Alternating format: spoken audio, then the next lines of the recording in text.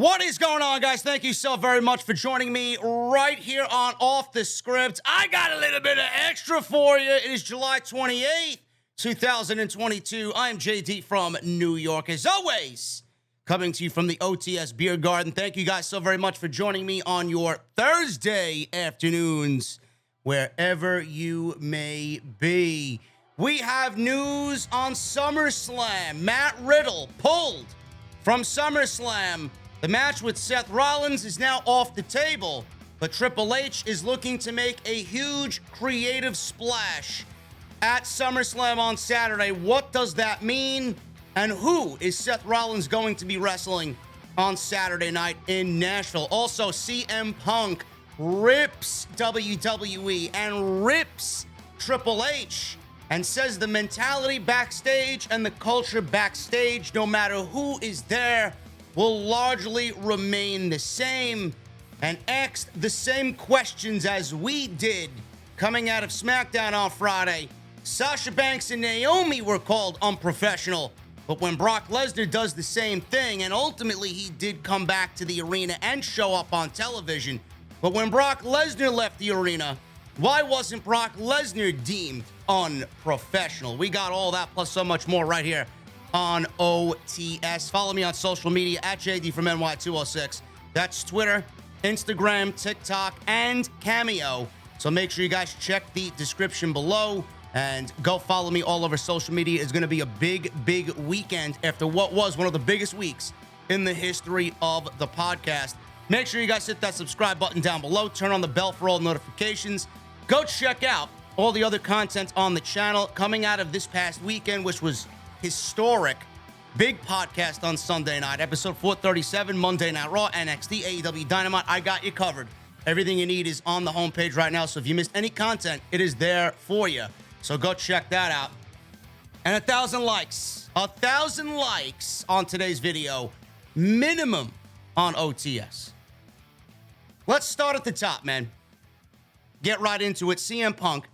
CM Punk ripped WWE for their attack on Sasha Banks and Naomi and rips the backstage culture, even though Triple H is now head of talent relations and head of creative in World Wrestling Entertainment. There's been a lot of optimism. I'm leading the charge as far as optimism is concerned because I feel like this is going to really turn the page for WWE and the future of the company. I've been asking for this for years, and nobody's going to rain on my parade. With what Triple H did with NXT, I do believe he will make the main roster better than we've seen it in decades. That's just the way I feel. And if I felt any differently, I would let you guys know, because I built this podcast on honesty and being truthful with all my audience. I do feel like things will change. I also feel that if you came to me, and I said this on Sunday, I also feel if you came to me and showed some pessimism and told me, JD, I don't think Triple H is really going to completely, fully be in charge. Vince McMahon has retired, but who's to say he's not running shit in the shadows? Or he's not running shit from Stamford, Connecticut, or Titan Tower. He may be out of the public limelight with all that's going on right now, but he's 80% majority shareholder. He owns most of the company's controlling stock. I agree with you. You are allowed to have that pessimism. But I'm doing something a little different compared to how I approached all of this with the former administration. I'm looking at Triple H's team being assembled, who's there and who's being removed, and Triple H now in charge of everything and overseeing everything and being the final say with Stephanie McMahon as far as what makes television. That is change that we didn't think was available at this current time. We all thought that Vince was going to die in that chair, and nobody would have any say outside Vince McMahon until the day he died. And now things are changing. The hiring process is changing. There was a picture floating around, if I could post it here. Triple H and Paul Heyman, front and center at SummerSlam tryouts for World Wrestling Entertainment. That right there, this picture in itself is change. I don't care what you tell me or what you come to me with. This is change.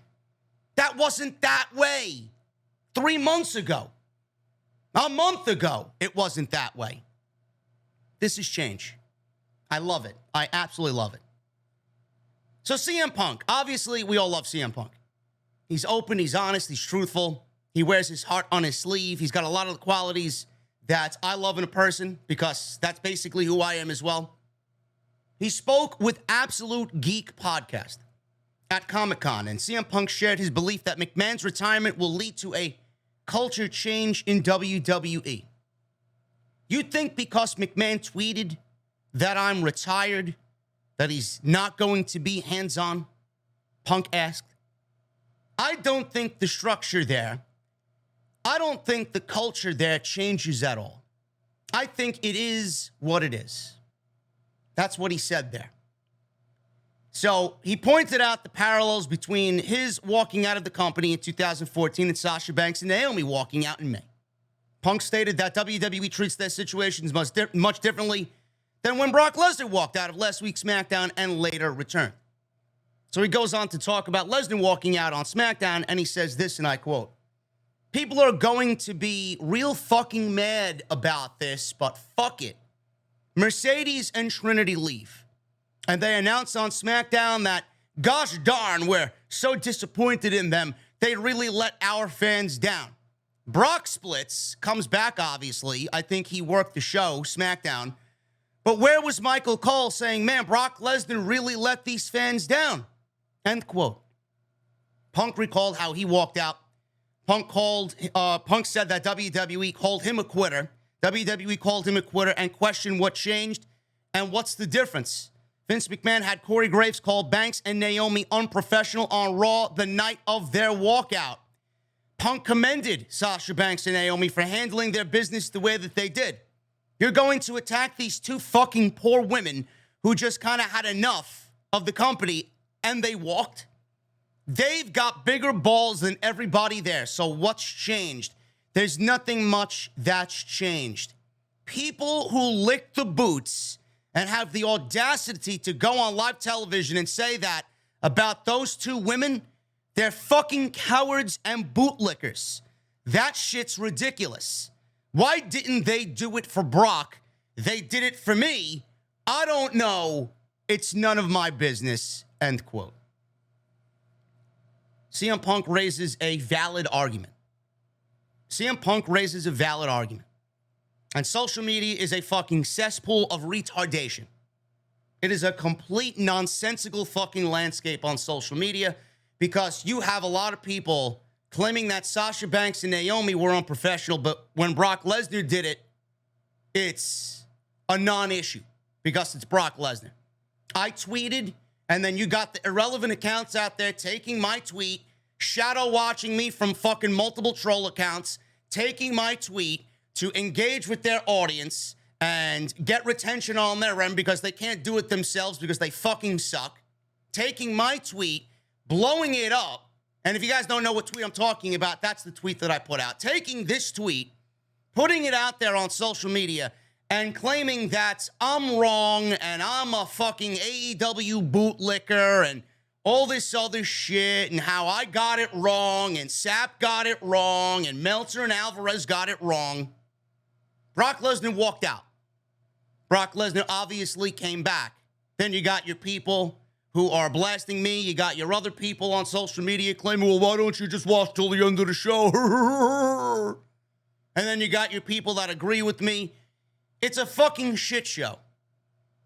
But what is the difference? What is the difference between what Sasha Banks and Naomi did and what Brock Lesnar did? There is a huge, obvious difference. It's not the same fucking thing, okay? It's not the same thing in that sense that these people are thinking about, but in the grand scheme of things, it is the same fucking thing. It should be the same thing. Everybody should be treated equal. Brock Lesnar walked out because he's a fucking pussy and a crybaby. Brock Lesnar walked out because Daddy Vince isn't there. Brock Lesnar walked out because he knows under new administration, he's not going to be fucking coddled like a little pussy anymore. If Brock Lesnar wants to go, then Brock Lesnar could fucking go. There's the door. You don't want to be here? Get the fuck out. I know I don't give a shit if Brock Lesnar returns to WWE television, and I'm a Brock Lesnar guy. I have no problem with Brock Lesnar, but this is the truth of the reality. This is the truth of the matter. Brock Lesnar wants to leave, there's the door. I don't care if Brock Lesnar returns to WWE TV ever again. I don't care. He's done everything. He's held titles hostage. He's wrestled everybody under the sun. He comes back for fucking 5 matches a year. I don't care. Go. You made your money.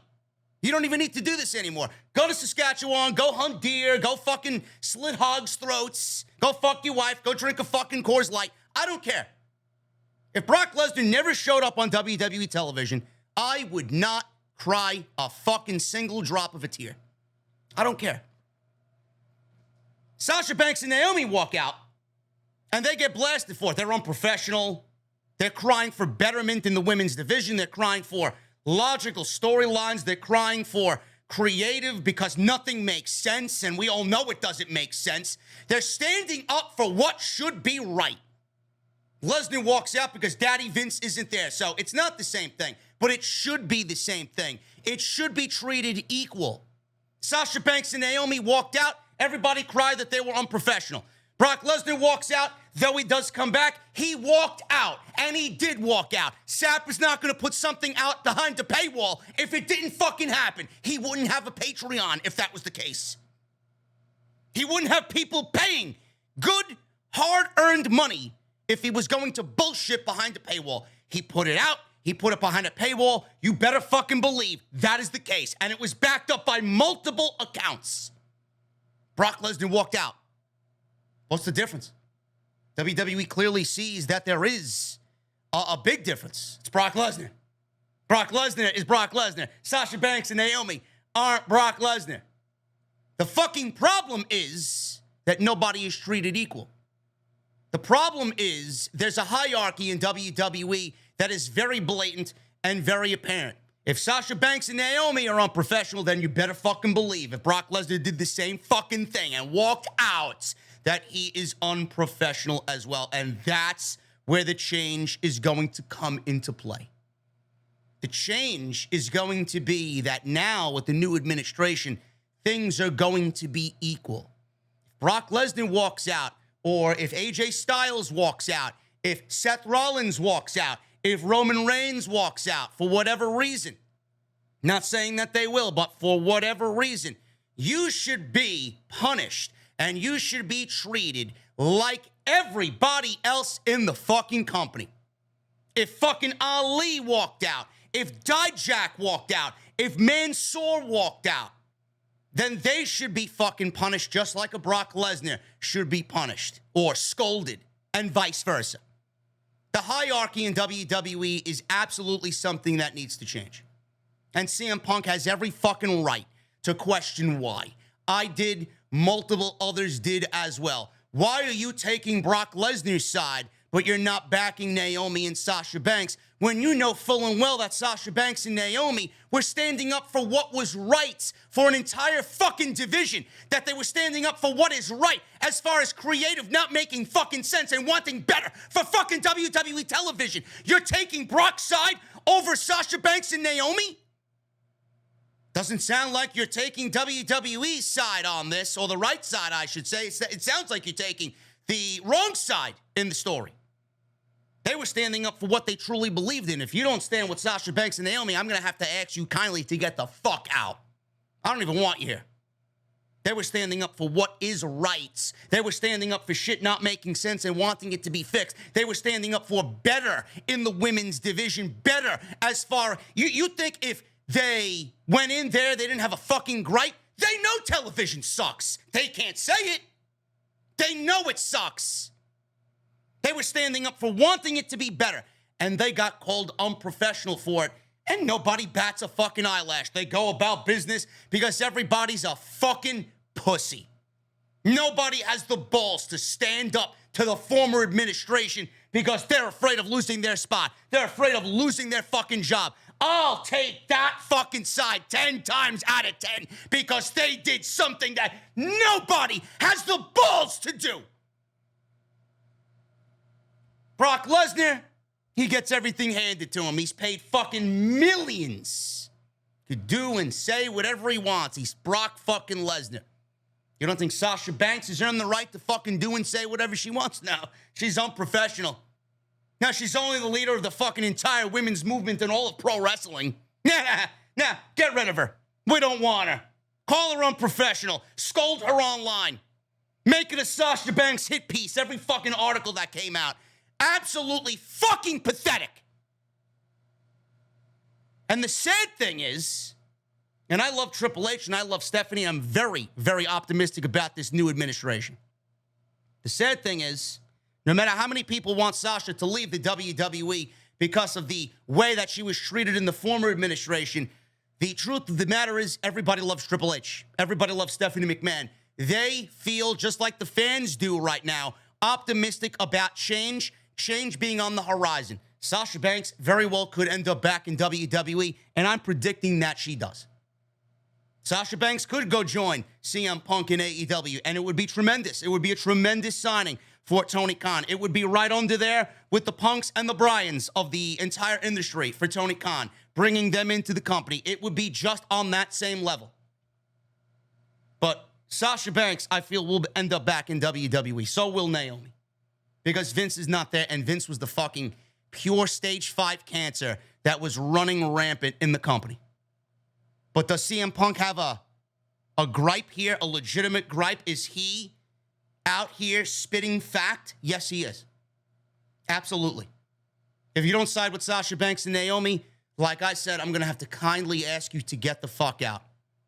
If you don't see the fucking problem here, it's the same, but it's also not the same. It's not the same reason why each party walked out.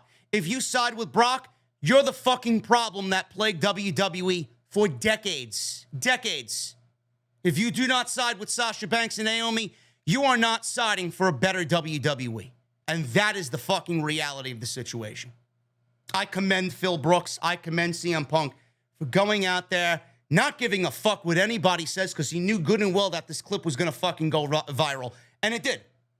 I commend him for doing what he did and saying what he said, because he is at a point in his career right now where he wants fucking happiness for all. He's grown. He's been through it. He's grown and become a better person on the other end. And now he's seeing it happen to those underneath him. And he wants better for everybody. And he's going to give us his interpretation of how he went through the same thing and what he thinks of the situation. He's going to be backing people like Sasha Banks and Naomi, because nobody in that company has had the balls to step up to the former administration and do what they did. And they did it for the betterment of the fucking company. They knew, Sasha Banks especially, WWE needs her. She doesn't need WWE. And she did what she felt was right in that moment. And that, to me, deserves the ultimate respect. Triple H, there is change coming. I fully believe it in my heart that change is coming. Triple H pulled Matt Riddle for whatever reason. They had me thinking he was legit. I thought back to the Monday Night Raw closing ending of the show, and I said to myself, it didn't really look like Matt Riddle got hurt there. And Matt Riddle has had storyline injuries happen to him before. So more than likely, this is a storyline injury, kayfabe injury. But so close to SummerSlam, why would they do something like this? It was supposed to be Riddle and Rollins at SummerSlam, and what I was anticipating being probably the best match on the card with the Usos and the Street Profits. This entire card is very mid at best. It's basically WrestleMania Night 3. And I'll get to that little aspect in a second.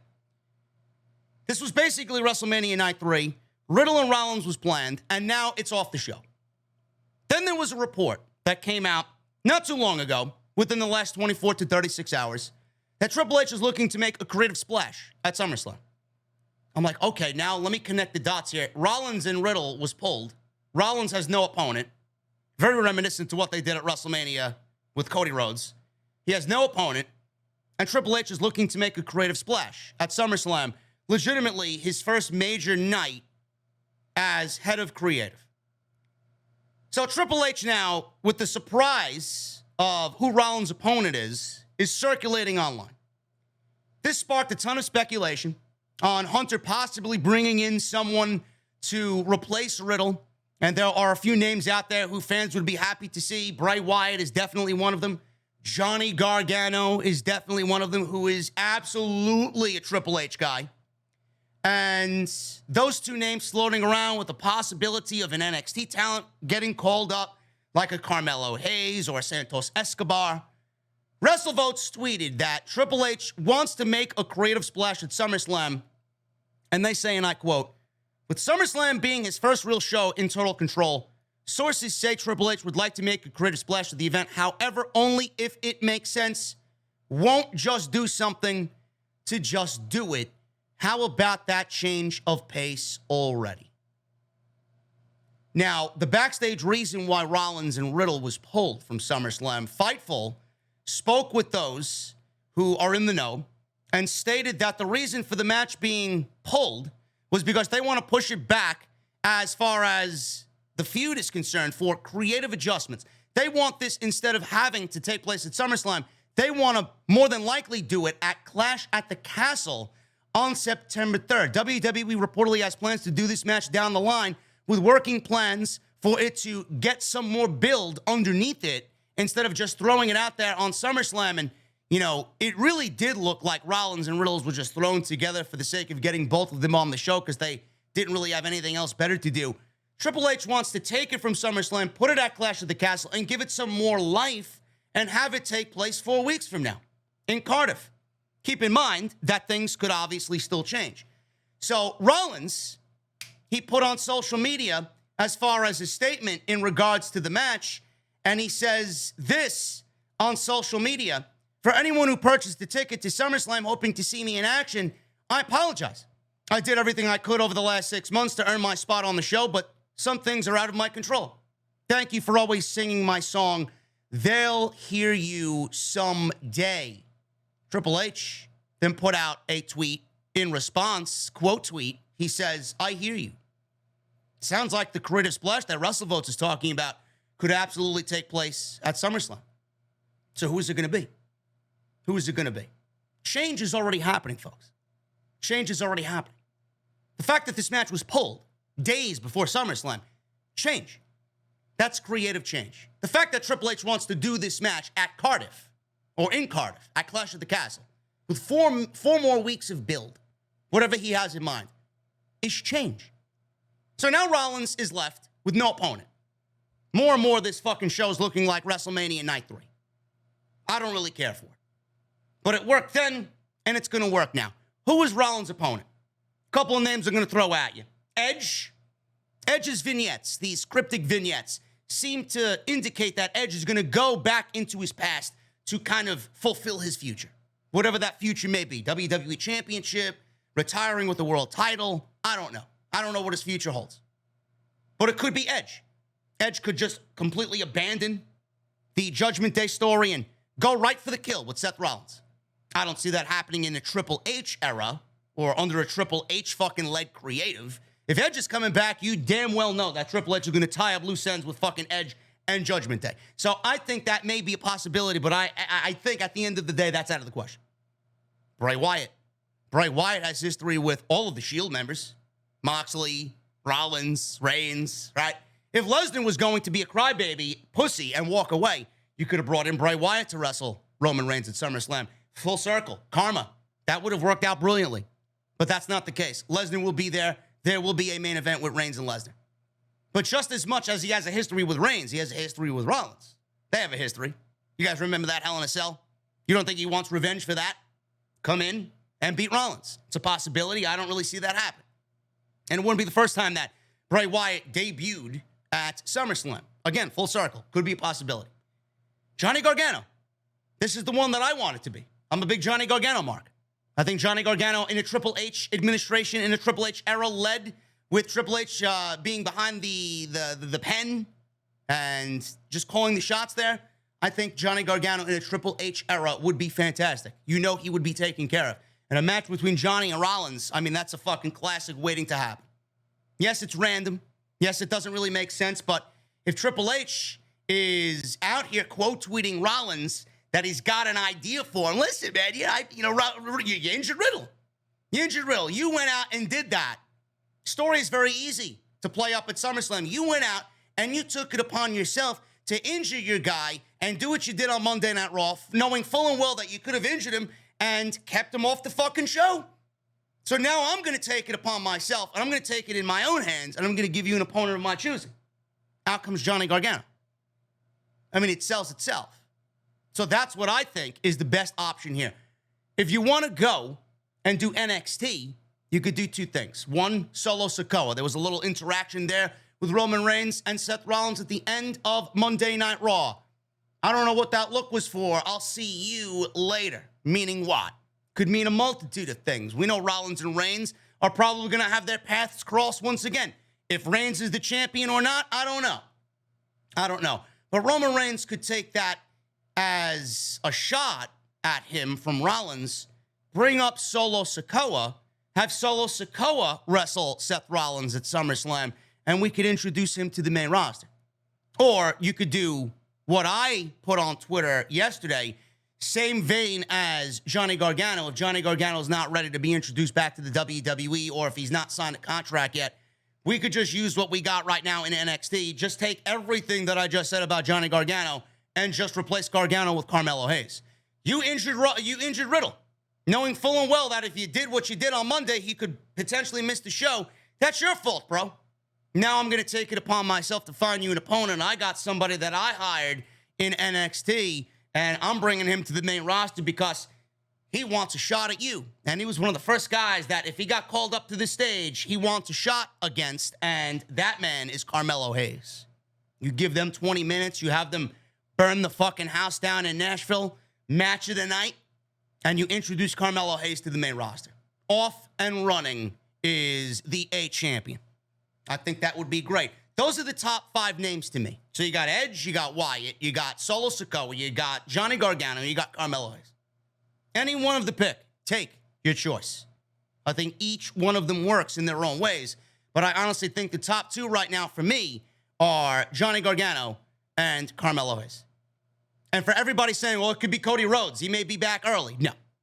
I don't think that would really, really sell on the fact that I've been saying this is fucking WrestleMania all over again. If you want to do Cody Rhodes back early from injury, Jesus fucking Christ. Maybe the injury wasn't even real to begin with. I don't think it's Cody. I think he's legitimately hurt, and I do think they're saving him for the Royal Rumble. But I think Carmelo Hayes and Johnny Gargano are your first 2 choices. That is all I got, guys. Let me know what you think of everything I talked about here. Let the discussion boil down in the comment section. Follow me on social media at JDfromNY206. That's Twitter, Instagram, TikTok, and Cameo. Make sure you guys follow me all over social media. Links are down below in the description. Hit that subscribe button down below. Turn on the bell for notifications. Hit that join button. Become a channel member. We're VIP-only chat on Sunday during the flagship podcast. Live every Sunday. And make sure you guys hit that thumbs up. 1,000 likes minimum on today's OTS. Guys, I'll see you tomorrow live after SmackDown and Rampage for a brand new live stream right here on Off the Script. I'll see you guys later.